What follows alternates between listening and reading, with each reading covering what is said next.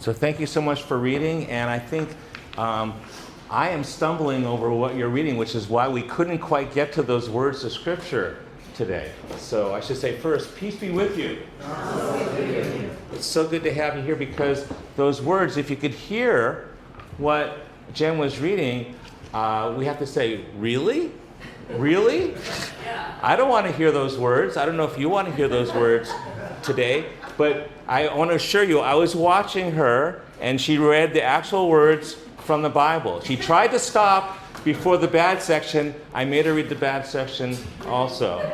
So Jesus is really recorded as saying, I have not come to bring peace but a sword. For I have come to set a man against his father, and a daughter against her mother, and a daughter-in-law against her mother-in-law. We know that's like the worst one of all. And one's foes will be members of one's own household.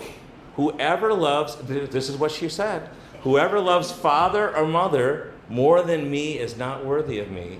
And whoever loves son or daughter more than me is not worthy of me.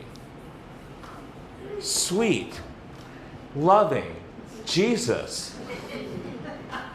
What is going on here? Anyway, happy Father's Day, everybody. Happy Father's Day. Yeah, so let's move along. Theologian William Getler, who was for a while the Dean of Ministry Studies at Yale Divinity School, reports that his mother-in-law, Connie, does not like this passage. Connie makes it, she talks to us, says, you're a theologian, son, or my son-in-law. What is going on here? She does not like these words about bringing not peace, but causing harm and fights, not bringing harmony and love. She says, Connie, this is what Connie says, Jesus is going too far here. How did this ever get in the Bible? How did this ever get in the Bible? So, I remember an epic family fight on a July 4th many years ago. Do we want to cause more family fights? I don't know. It was July 4th, the sun was shining, it was a beautiful day. Our extended family was gathered on a screened-in porch in Minnesota, on one of those beautiful Minnesota lakes. And my Uncle Bob and Aunt Susan were there, my Uncle John and Aunt Ruth Ann were there, and our family. And it was this beautiful July 4th spread. There was, I remember, corn on the cob, and we had bratwurst, and we had those beautiful sliced tomatoes right from the garden with salt on them. It was just, we had pie waiting in the oven. And then my uncles, my dad's brothers, started fighting. And they are politicians, they know how to fight. And Uncle Bob, Uncle John. And when they got angry, they knew just which words would touch off the other one. So here we are on July 4th. It's a beautiful sun out, and Uncle Bob says something. We're looking at him, we're all shocked. Uncle John says something, our heads shift this way. Then Uncle Bob retorts, we go back this way. It was like a tennis match, boom, boom, boom. And the voices are rising, and you can see they're getting flustered, but they know, again, they are very skilled at rhetorical devices, and they're kind of digging in here on their political positions. And it was a terrible fight. It was an epic fight on July 4th, this sweet family gathering on this nice little lake in Minnesota, until my Aunt Susan leaned in and said very loudly across the table to her sister-in-law, my Aunt Ruth Ann, could you please pass the corn on the cob? And she said, oh yes, the corn is so delicious. Thank you so much. As she passed the corn on the cob, slowly looking at my uncles as they went across the table. And that was it. It was all over. An epic family fight ended by an epic passing of corn on the cob. What a fight. But why would Jesus want to cause more fights? What is going on here?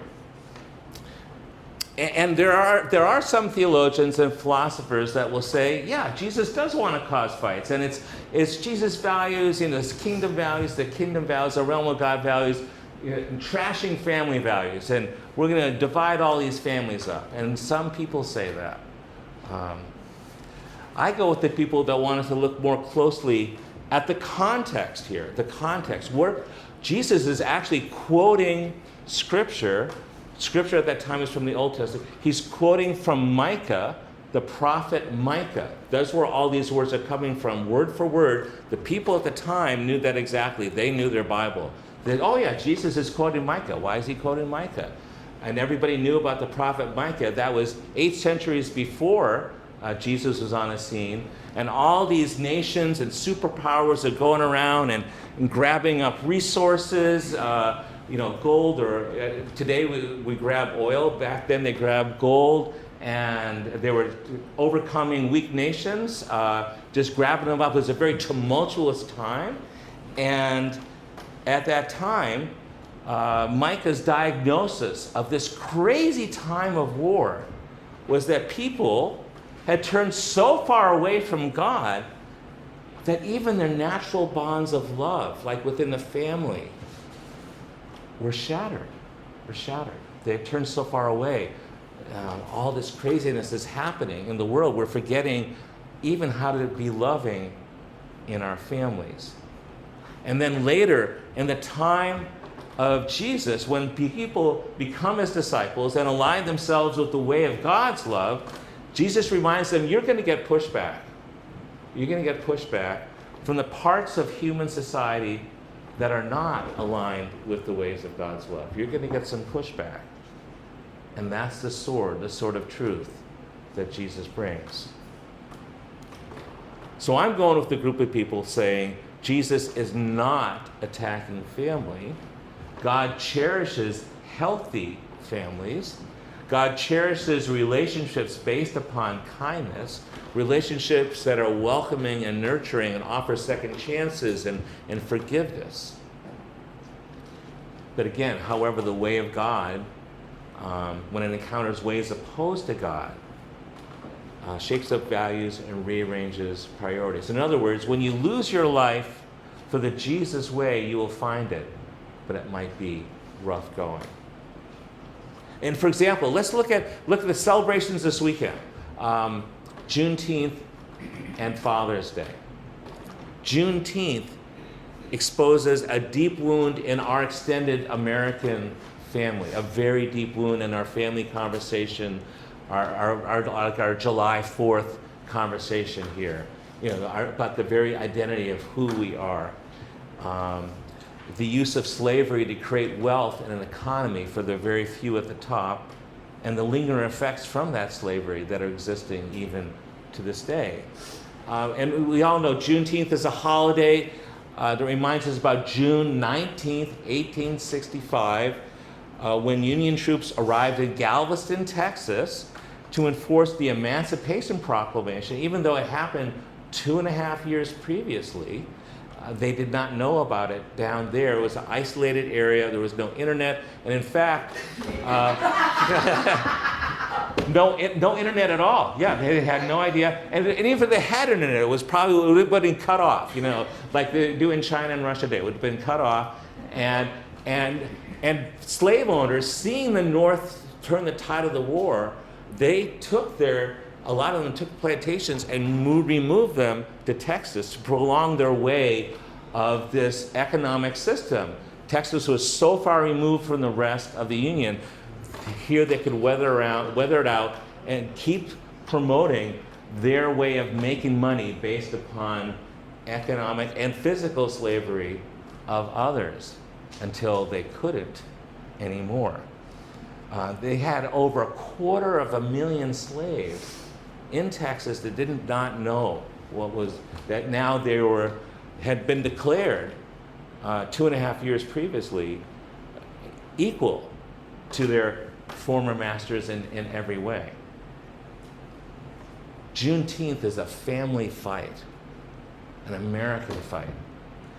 Um, and it's still ongoing today. We still need to lose our life to the Jesus way in order to find our life, to love God, to love our neighbor as ourselves. There's so many things still unraveling from that time, and setbacks, and Jim Crow, and lingering racism. One of the many things that was lost through this economic system of enslaving our fellow human beings was the chance to build generational wealth. All that was gone.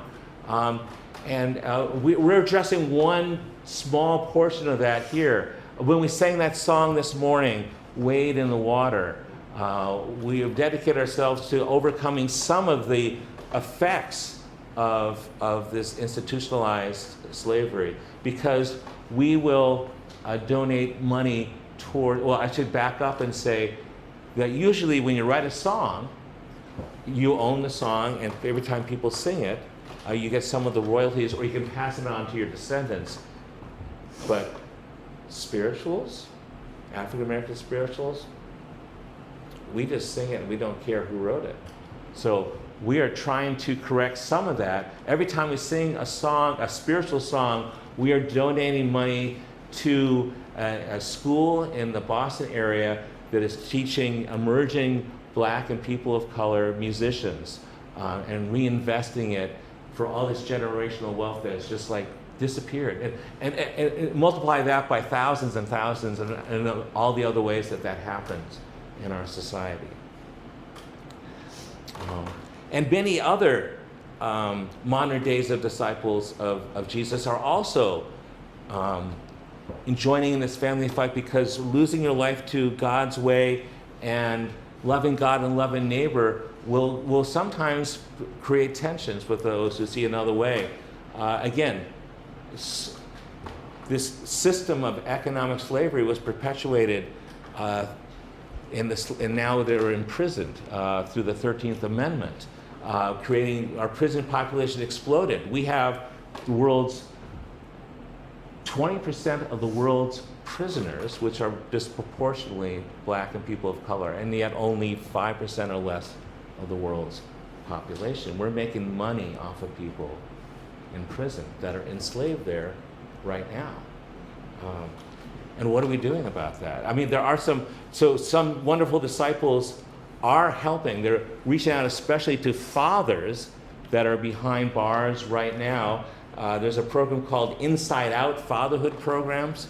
The Inside Out program has an incredible success rate, teaching fatherhood skills when you're inside, so that when you get outside, you have a better chance of making it. And they say it's reduced relapse by 40%, or you're like doubling your chances of successful, healthy life the more we invest in that. These are disciples, these are like church, gospel-run ministries in churches. Another one of my favorites is called, and you really should check out the video, not now, but check out the video called God Behind Bars. God Behind Bars. Write that down, God Behind Bars.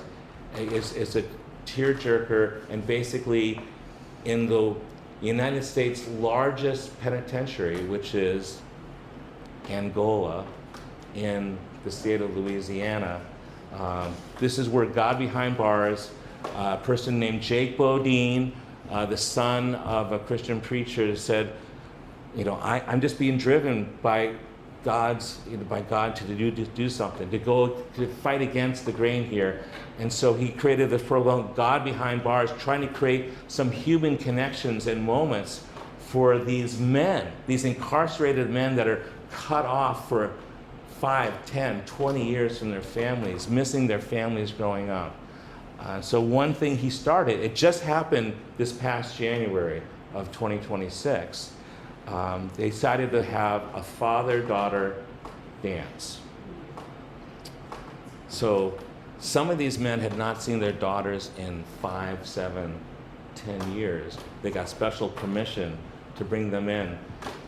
They dressed, all the men were dressed in tuxedos, beautiful ties. They were all given flowers to give to their daughters. Their daughters are in another room, getting nails done, dressed with lots of sequins, whether they're 3 or 5 or 15 or 17. And some of them had seen their dads, some of them had not seen their dads in a long time. And this beautiful, so it's like a father-daughter dance. There's beautiful archways here, like pink archways, all kinds of beautiful flowers.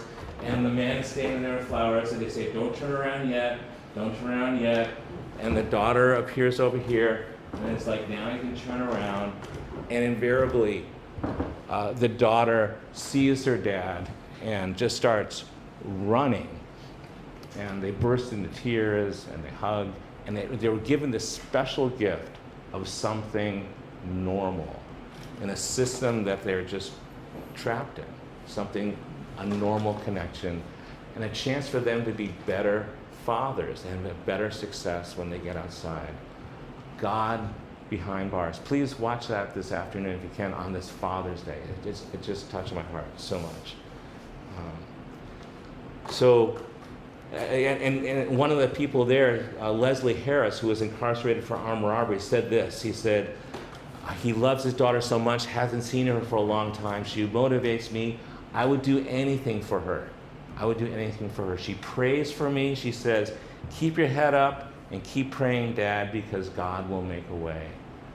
And I tell her how much I love. I apologize. And I will do anything for her. So here we are tapping in to these bonds of family and love. Jesus wants us to strengthen those bonds. Jesus wants us also to push against this institutional racism that is persisting to this day. So again, despite what Jen read, Jesus is not attacking family. Jesus is not. Yes, and you did not write it. You did not write it. Yes. So we're not blaming her. We're all trying to avoid that scripture. And she is very smart, but she did not write that. So, but what we heard this morning, despite what we heard this morning, Jesus is not attacking family. God cherishes healthy families. God cherishes healthy communities and relationships that nurture welcoming and second chance and forgiveness and renewal. And so as part of today, Father's Day, and as part of, we all have fathers, and my dad is still online here. Let me just read to you an exercise I did for a Father's Day card that I'll be giving you, Dad, very soon. It comes from Japan. It's called Nikon. It's a Japanese therapy developed by Ishan Yoshimoto. I'm probably butchering that name. Apologies for anybody who may speak Japanese here. But this is what it is. So there are 3 questions to practice gratitude. 1, and you talk about your dads. First, what have I received from my dad? 2, what have I given them? And 3, what difficulties or troubles have I caused my dad? And I found that by the time I answered the first question, I didn't need to do the second and third. So here's my answer to the first question. What have I received from my dad? A home, food, clothing, and more for the first 18 years of my life. Dad has given me 945 hand tools and power tools, and a knowledge of how to use them and make repairs, developed by working with you in the house and in our yard, and I counted them up for 1,680 days of doing chores. For driving me to 192 Little League practices and games and cheering me on even though I was never good at baseball. For teaching me how to skate, ice skate on frozen ponds like he learned skating in North Dakota, and driving me to 257 ice hockey team practicing and games, including 10 practices at 5 a.m. on a Sunday morning at the Boston University ice rink, because at 5 a.m. the ice is available. For cheering me on, even though, again, Dad, I never excelled at ice hockey. For bringing our family to live in the South Pacific Ocean on a secret U.S. military base, Kwajalein Island, the coolest place for a teenage boy to grow up. For crying, Dad, when your parents died, showing me your broken heart and your heart of love. for bringing our family on the best car family trips across the United States, going to places. Of course, we always had to go to Fargo, North Dakota. That's where his parents were.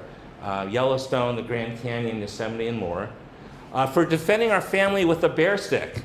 When we were camping in Banff National Park, we were in a tent. It was late at night, and we could hear a bear growling outside our tent. So we're defended just by our thin canvas tent, and my dad's there with the bear and said the bear had to go through him first before it would get to us. The bear did not attack us.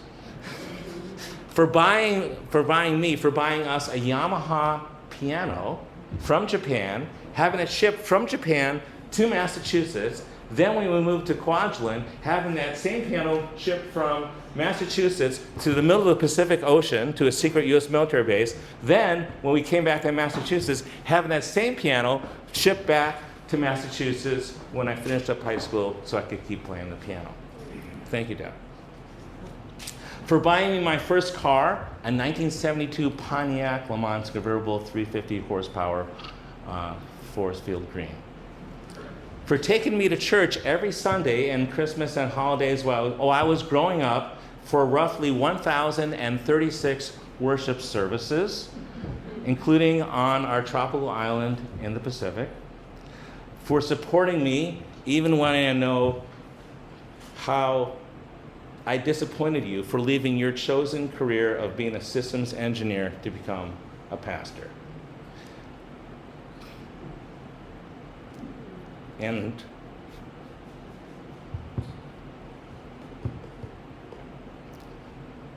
for believing in me, even in those times when my life fell apart.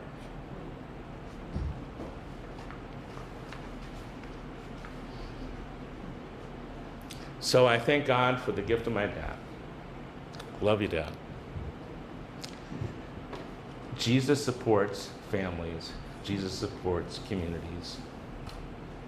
Jesus supports us to loosen our life to the way of loving God and loving neighbor. So, sincerely, happy Father's Day, everyone. Thanks be to God.